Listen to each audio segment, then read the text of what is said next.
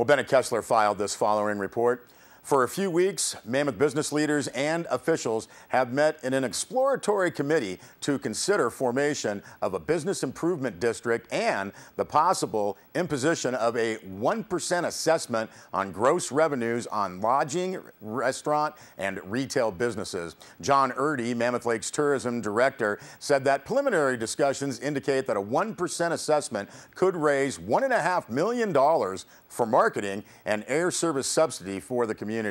And Mammoth Mountain CEO Rusty Gregory had pointed to a business improvement district as what he called, quote, a better way to go, end quote, than a lift ticket ski tax.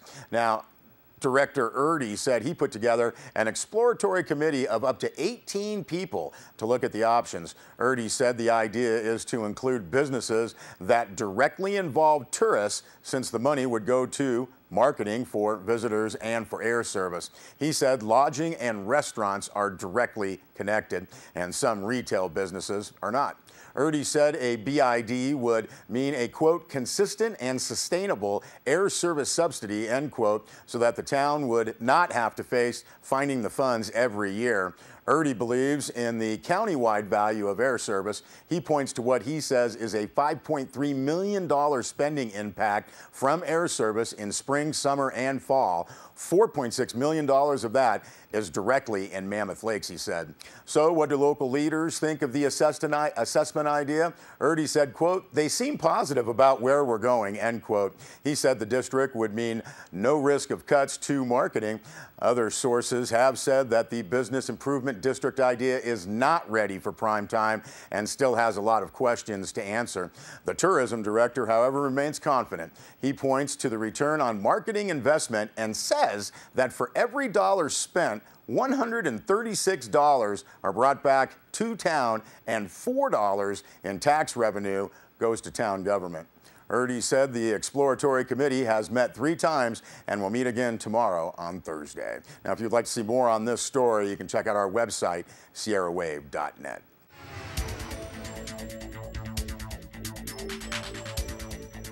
Well, one man who was elected to his position will resign before his term is up, and that's Mono County Sheriff Rick Scholl. The Mono County Sheriff's Office issued a press release that was a letter from Scholl, and it read, in part, this decision does not come lightly, as those closest to me would agree. But after deep consideration and weighing all the options, I have made the decision to retire. I believe there is a time in everyone's life that work is not the primary focus, and family, along with personal health, must take the forefront. In the past, I have sacrificed my family along with personal relationships for, quote, the job. I feel at this stage in my life it is time to move on and focus on the quality of life that retirement will allow my wife and I to enjoy. I have been honored to be the 21st person to serve as Sheriff Coroner of Mono County. To have the trust of the employees and the citizens over these past 6 years has truly been a privilege. I know our accomplishments have outweighed the defeats, and I believe the Sheriff's Office is poised to continue moving forward in a positive manner under the direction of Under Sheriff Ralph Obenberger. When I was sworn in as the Sheriff Coroner on January 8, 2007, 32 years after I was sworn in as a Mono County Deputy on January 8, 1975, it was my goal to lead the department in a positive way with the attitude that we are accountable and responsive to the citizens and visitors to Mono County. It was a mandate that we build collaborative relationships with all departments throughout the county and the town, and I believe we have been successful in that regard. And Sheriff Scholl continues, my wife of 37 years, Annette, and I plan on traveling the country wherever the weather is nice and look forward to exploring the back roads and many golf courses throughout the United States in our 5th-wheel trailer. I have set my retirement date for Thursday, December 20th, 2012. Sincerely, Rick Scholl, Mono County Sheriff Coroner.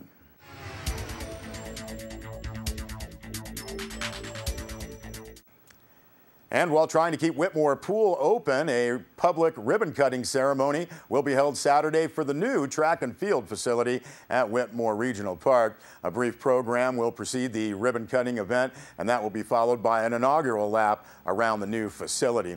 Now, a press release notes that for the past 5 years, the High Sierra Striders, Mammoth's local running club, has led the effort to bring a 9-lane, high-performance, all-weather polyurethane running track and top-notch synthetic turf infield, and that's going to be for football and soccer, to the Eastern Sierra. Now, construction of the project, managed by the town of Mammoth Lakes, began July 9th and will conclude in a few weeks.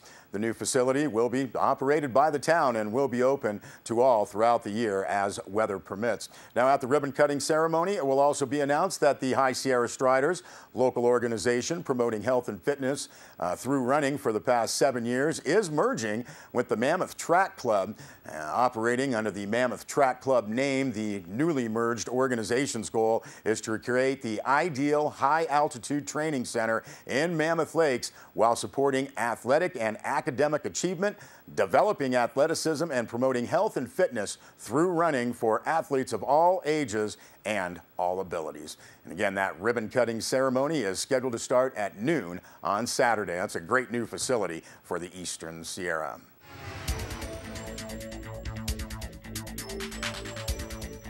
Now this weekend, pretty cool, as a Mulholland Christmas Carol returns to Bishop. This is for the first time since 2005. The Theater of Note from Los Angeles will bring the satirical musical to the Owens Valley. The show tells the story of the birth of Los Angeles by casting water baron William Mulholland as Scrooge.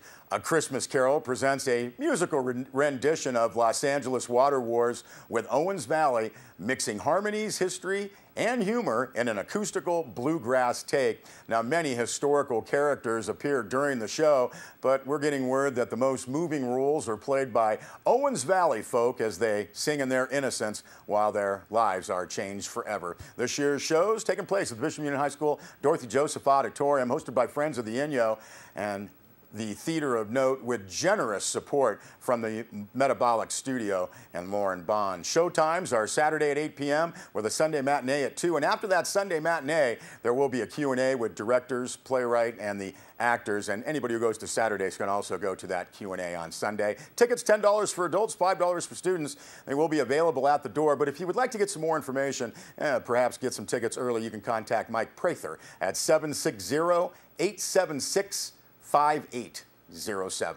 And the Mammoth Lakes Foundation and the Edison Theater production of Blue Nose, taking place this week. This is a play for younger audiences, older audiences, and unrepentant pirates.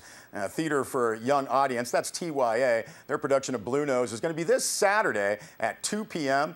It's a rollicking pirate story that has quick and witty banter, fantastic physical comedy, and a lovely story of tolerance and acceptance. Now, it's rated for kids ages 6 and up, and it's, again, this Saturday, 2 p.m., taking place at the Edison Theater. That's at 100 College Parkway across from Saracoso College in Mammoth. Tickets $10 for adults, $7 for children. You can contact 760-934-6592 for more information and for reservations.